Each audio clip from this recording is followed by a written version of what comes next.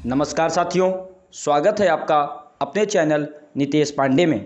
जैसा कि अभी तक आपको इस चैनल पर चतुर्थ सेमेस्टर की सारी क्लासेस प्रोवाइड की जा रही हैं। यदि आपने अभी तक नहीं देखी है, चैनल में जाकर प्लेलिस्ट आप चेक कर सकते हैं। डिस्क्रिप्शन बॉक्स में सारी प्लेलिस्ट दी गई है। हैंड रिटन नोट्स के साथ आपको विज्ञान रोमेश सर के द्वारा पढ़ाई जा रही है। अंग्रेजी गणित अभिषेक सर पढ़ा रहे हैं। सभी विषय आपको क्रमवार तरीके से परीक्षा में आए हुए प्रश्न, विगत 10 वर्षों के प्रश्न पत्र, सब कुछ आपको सॉल्व कराया जा रहा है। हैंड रिटन नोट्स के साथ आज रोमेश सर विज्ञान की क्लास लेकर आए हैं, जिसमें आपको रक्त पीड़ित सामान्य रोगों की जानकारी दी जाएगी और इसमें से एक रोग आपकी परीक्षा में आना तय है। तो साथियों, यदि आप चैनल पर नए हो, चैनल को सब्सक्राइब करें, वीडियो को लाइक करें और यह वीडियो अपने कॉलेज, अपने दोस्तों के हर एक ग्रुप में ज़रूर शेयर करें। आपका एक एक शेयर हमें मोटिवेट करता है आपके बीच नई वीडियो लाने के लिए। तो साथियों, रोमेश सर के साथ क्लास एंजॉय करिए। नमस्कार साथियों, मैं रोमेश वर्मा आपका अपने यूट्यूब चैनल नितेश पांडे में पुनः आप सभी साथियों का स्वागत करता हूं। अभी तक हमने 4th सेमेस्टर के विज्ञान विषय की 5 क्लास अच्छी तरीके से हैंड रिटन नोट्स के साथ डिस्कस कर ली हैं। आज 6वीं क्लास है रक्त पीड़ित सामान्य रोगों की जानकारी। तो इसमें देखते हैं कौन कौन से क्वेश्चन इंपॉर्टेंट हैं, कौन कौन से रोग ज्यादातर एग्जाम में पूछे गए हैं, उनके बारे में चर्चा करेंगे। तो पहला है रुधिर छीड़ता। नाम से स्पष्ट है, रुधिर का छीड़ होना। तो आइए देखते हैं इसके बारे में। यह रुधिर से संबंधित एक व्यापक रोग होता है। रुधिर में लौह युक्त श्वसन अंगा। पिछली क्लास में आपने रुधिर के बारे में अच्छी तरीके से जानकारी प्राप्त कर ली है। तो रुधिर में लौह युक्त श्वसन अंगा कौन सा होता है? हीमोग्लोबिन। उसी की कमी के कारण यह रोग होता है। हीमोग्लोबिन जो होता है लाल रुधिर कणिकाओं में पाया जाता है। पिछली क्लास में आपने पढ़ा होगा लाल रुधिर कणिकाओं में क्या पाया जाता है? हीमोग्लोबिन। अतः रुधिर में इसकी मात्रा लाल रुधिर कणिकाओं की संख्या पर निर्भर करती है। अगर रुधिर में इसकी मात्रा जो होती है वो आरबीसीज की संख्या पर ही निर्भर करती। अगर वो कमी हो गई उसकी तो आपको यह रोग हो जाएगा। इसके क्या क्या कारण हैं, क्या क्या लक्षण हैं, उन पर एक नजर डालते हैं। तो कारण क्या क्या है? शरीर में प्रोटीन, लौह, लवण, तांबा, कोबाल्ट आदि की कमी होने पर हमारे शरीर में क्या होता है? प्रोटीन की कमी हो जाती है, लौह युक्त भोजन नहीं मिल पाता है, लवण की कमी हो जाती है, तांबे की कमी हो जाती है। इन सभी के कारण यह रोग देखने को मिलता है। दूसरा पॉइंट क्या है? हाइड्रोक्लोरिक एसिड आमाशय में कम स्रावित होने पर। आमाशय में जो एक स्रावित होता है एसिड, उसका श्रावण कम हो जाता है। चोट, घाव, ऑपरेशन या अन्य कारण से रक्त अधिक बह जाना। रक्त का अधिक बह जाना भी एक प्रकार का कारण है इसका। स्त्रियों में मासिक स्राव के समय, जब स्त्रियों में मासिक चक्र चलता है, उस समय स्राव के कारण शरीर से रुधिर जब निकलता है तब भी यह रोग होने की ज्यादातर संभावनाएं रहती हैं। ये हमारे कारण थे। आगे आते लक्षण क्या होते, कैसे आप पहचानेंगे कि आपको यह रोग हो गया है? कौन कौन से लक्षण देखकर आप बता सकते हैं? थकावट लगेगी, सुस्ती आना स्टार्ट हो जाएगी। जब सुस्ती आएगी तो चक्कर भी आने लगेंगे, भूख कम लगेगी, हृदय की धड़कन जो होती है वो तीव्र बढ़ जाएगी, तीव्र होने लगेगी, नींद नहीं आएगी, चिड़चिड़ापन रहेगा, काम पर आप ध्यान नहीं देंगे, दृष्टि मंदित होने लगेगी, मूर्छा भी होना स्टार्ट हो जाएगा। कई सारे लक्षण देखने को मिलेंगे। इससे आप जानकारी कर लेंगे कि क्या है बॉडी में आपके यह रोग है या नहीं है। तो समझ में आया रुधिर छीड़ता क्या होता है। फिर दूसरा है ल्यूकीमिया। ये क्या होता है देखते हैं। यह अस्थि मज्जा तथा लसिका ऊतक का कैंसर रोग होता है। एक प्रकार का एक कैंसर रोग होता है जो अस्थि मज्जा और लसिका ऊतक के कारण होता है। इसमें श्वेत रुधिराणु WBCs के बनने की दर के अत्यधिक बढ़ जाने के कारण क्या होता है? WBCs के बनने की दर बढ़ जाती है और इसमें रुधिरों में जब WBCs की बनने की दर क्या हो जाती है? रुधिर में बढ़ जाती है।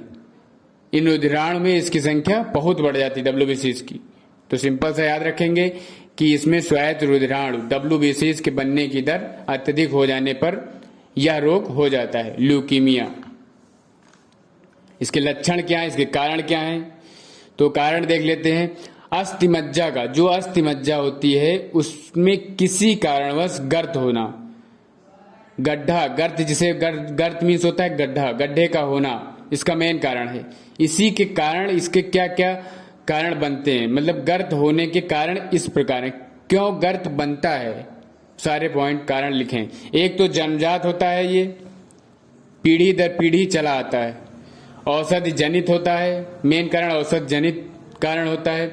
बार बार गहरी एक्सरे चिकित्सा, रेडियम एवं कोबाल्ट चिकित्सा देखते हैं। कोई भी हल्की, कुछ पर्सन होते हैं हल्का सा दर्द कहीं हुआ, कुछ भी हुआ, तुरंत एक्सरा चाहिए उनको, तुरंत एक्सरा करवाते हैं, तुरंत अल्ट्रासाउंड करवाते हैं। ये सारी चीजें हमारे शरीर के लिए बहुत ही हानिकारक होती हैं।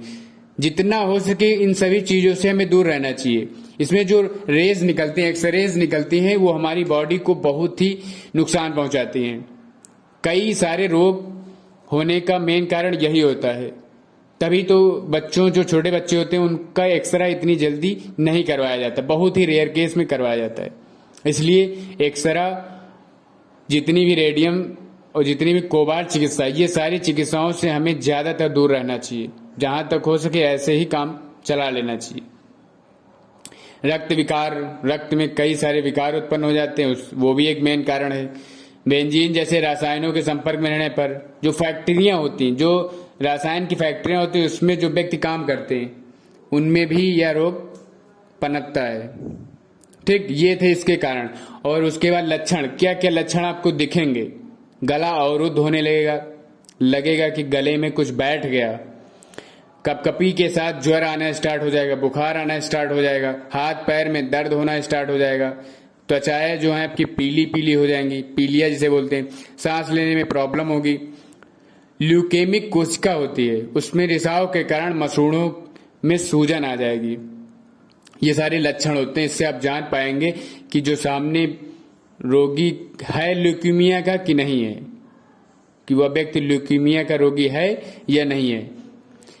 पहला हमने देखा था रुधिर क्षीणता और दूसरा ल्यूकीमिया। ये दोनों इंपॉर्टेंट हैं, परीक्षा की दृष्टि से दोनों बहुत बार पूछे गए हैं, तो इन दोनों को आप खासकर अच्छी तरीके से याद कर लीजिए। लक्षण लगभग सेम होते हैं, कारण आपका चेंज होता है। कारण पर आप ज्यादा फोकस करिए। लक्षण में आप शरीर में थकान रहता है, पीला होने लगता है शरीर, सांस लेने में दिक्कत होती है, लगभग सेम होते हैं, थोड़ा सा डिफरेंस होता है। ओके, फिर अगला है तीसरा, बहुलोहिताणु। क्या होता है? बहुलोहिताणु। इसमें क्या होता है? रुधिर क्षीणता के विपरीत, अभी आपने पहला पढ़ा था रुधिर क्षीणता, उसके जस्ट अपोजिट ये है। इसमें क्या होता है? आरबीसीज के बनने की दर तीव्र हो जाती है। उसमें क्या होता था? उसमें बनने की दर कमी हो जाती थी आरबीसीज की। इसमें क्या होता है? इसकी गति, जो आरबीसीज है वो बनने की दर बढ़ जाती है। इसमें रुधिर की मात्रा बढ़ने पर क्या होता है? हृदय पर अत्यधिक जोर पड़ेगा, पंप करता है हमारा हृदय, इसलिए उस पर क्या होगा? जोर और अधिक पड़ने लगेगा। और रुधिर के गाढ़ा हो जाने पर रुधिर वाहिनियों में इसका बहाव धीमा हो जाता है। अगर कोई चीज गाढ़ी है तो जाहिर सी बात वो धीरे धीरे बहेगी ना, धीरे धीरे। तो वही चीज है, रुधिर वाहिनियों में जब ब्लड गाढ़ा हो जाएगा तब उसका बहाव स्लो हो जाएगा। तो इसके बारे में थोड़ी चीजें हमें जान लेनी है। थोड़ी छोटी सी टिप्पणी आती है, एक नंबर में पूछा जाता है बहुलोहिताणु क्या होता है, किस कारण होता है, क्या होता है, किसकी अधिकता के कारण होता है। ये छोटा सा क्वेश्चन पूछा गया था एक बार, हमने देखा है सीरीज में, तो आप इसको याद रखेंगे कि इसमें क्या होता है? आरबीसीज के बनने की दर तीव्र हो जाती है, जिससे क्या होती है? जो रुधिर का बहाव है उसकी मात्रा बढ़ जाने पर हृदय पर जोर पड़ता है और रुधिर वाहिनियों में जो ब्लड होता है जब गाढ़ा हो जाता है तो धीमा बहाव हो जाता है। फिर अगला आता है थैलेसीमिया। यह एक प्रकार का जन्मजात एवं वंशागत रोग होता है। मतलब पीढ़ी दर पीढ़ी, एक बार हो गया तो पीढ़ी दर पीढ़ी बच्चों से बूढ़ों से मतलब पीढ़ी दर पीढ़ी बूढ़ों से बच्चों तक चलता आता रहता है। इसमें क्या होता है, रोगी के शरीर में हीमोग्लोबिन का निर्माण कम होता है। इसमें क्या होता है, हीमोग्लोबिन का निर्माण कम होने लगता है, रक्त बनता ही नहीं है। खून में विद्यमान जितने भी रक्त कण होते हैं उनकी जीवन अवधि घटने लगती है। इस रोग में क्या होता है, जो लाल कण होते हैं उनका आकार सामान्य से छोटा हो जाता है, मतलब जितना उनका आकार होना चाहिए उससे भी वो छोटे हो जाते हैं। इसमें क्या लक्षण देखने को मिलते हैं, चेहरा पीला हो जाता है, सांसें फूलने लगती हैं, पेट फूला फूला सा नजर आता है, भूख न लगती है, खाने के प्रति अरुचि हो जाती है, मतलब बिल्कुल खाने को देखने का मन ही नहीं करेगा। निरंतर आपका शरीर गर्म बना रहेगा, मतलब ज्वर बना ही रहेगा। हृदय की गति भी बढ़ जाएगी, आदि आपको कई सारे लक्षण दिखाई देंगे। तो थैलेसीमिया में क्या है कि इसमें क्या होता है, हीमोग्लोबिन का निर्माण कम होता है, रक्त कणों का जीवन की अवधि उनकी घट जाती है और लाल कणों का आकार सामान्य से छोटा हो जाता है। 2-4 लक्षण आप याद रख लेंगे, सांस फूलने लगती है, खाने को देखने का मन नहीं करता है, हृदय की गति बढ़ जाती है, भूख नहीं लगती है, पेट फूला फूला सा बना रहता है। ठीक, फिर अगला है हीमोफीलिया। लास्ट है हीमोफीलिया। ये भी एक छोटा क्वेश्चन पूछा गया है 1 नंबर में। हीमोफीलिया क्या है, एक्स लिंक संलग्न लक्षण होता है ये आप लोगों ने पढ़ा होगा 10th क्लास में। हीमोफीलिया जो होता है एक्स लिंक संलग्न लक्षण होता है, रक्त का थक्का नहीं बनता। ये जिस व्यक्ति को होता है उस व्यक्ति को क्या होता है, उसका रक्त का थक्का नहीं जम पाता, जिससे क्या होता है उसकी मृत्यु हो जाती है। तो आइए देखते हैं क्या लिखा गया है। हीमोफीलिया एक आनुवांशिक रक्तस्रावी रोग है, मतलब एक ये पीढ़ी दर पीढ़ी आनुवांशिक लक्षण, एक बार आ गया अगर बॉडी में तो ये परमानेंट बना रहेगा पीढ़ी दर पीढ़ी, जो प्रति हीमोफिली ग्लोबुलिन की कमी के कारण होता है, जो प्रति हीमोफिली ग्लोबुलिन के कारण होता है। ये तुमको या ये जितना भी है हीमोफिली ग्लोबुलिन की कमी के कारण, इतना इंपॉर्टेंट है कि आप ये नाम रटें, हीमोफिली ग्लोबुलिन के कमी के कारण, हीमोफिली ग्लोबुलिन की कमी के कारण, ये आप रटिए नहीं, रटने की जरूरत नहीं। आप इतना लिख दीजिए, हीमोफीलिया एक आनुवांशिक रक्तस्रावी रोग है। इस रोग में मामूली कट जाने पर भी रक्त का स्राव नहीं रुकता। अगर हल्का सा भी कट जाता है तो रक्त रुकता ही नहीं। ज्यादा रक्त स्रावित होने पर कभी कोई व्यक्ति की मृत्यु भी हो जाती है। इसमें रक्त का थक्का नहीं जमता।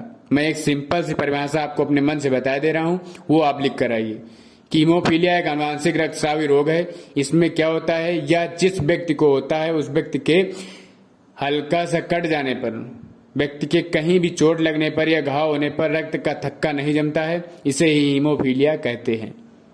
ज्यादा रक्त स्रावित हो जाने पर कभी कभी व्यक्ति की अचानक मृत्यु भी हो जाती है। समझ में आया आप लोगों सभी को? पहले 2 इंपॉर्टेंट, सबसे ज्यादा इंपॉर्टेंट, लास्ट के 3 आप लोगों को अच्छी तरीके से पढ़ लेना है बस। अगर आप वीडियो देख रहे होंगे तब आपको पढ़ने की जरूरत नहीं, माइंड में बिठा लेना है सुन करके बस।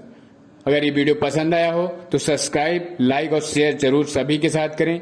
सभी व्हाट्सएप ग्रुप पर, जितने भी कॉलेज आपके कांटेक्ट में हैं, सभी बच्चों के व्हाट्सएप ग्रुप पर जरूर से जरूर शेयर करें, ताकि वो भी अच्छे नोट्स प्राप्त कर चतुर्थ सेमेस्टर में पास हो जाएं।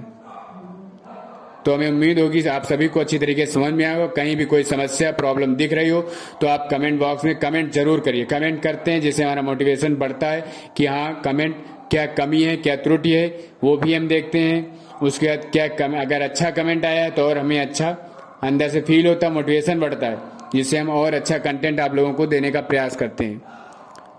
आप अगर सेकेंड सेमेस्टर के जो भी प्रशिक्षु हैं उनका भी वीडियो पर डे डेली डाला जा रहा है, वो भी अपने वीडियो को देखें और सेकेंड सेमेस्टर को जल्दी से उत्तीर्ण करें, बैक दोबारा से ना लगने पाए। हैंड रिटन नोट्स भी आप लोगों को मिलेंगे। जितना भी सेकेंड सेमेस्टर में आप लोगों को पढ़ाया जा रहा है उससे बाहर कहीं भी आने वाला नहीं है। तो आशा है आप लोगों को समझ में आया होगा। अगर वीडियो पसंद आई हो तो लाइक, सब्सक्राइब और शेयर जरूर करें। धन्यवाद।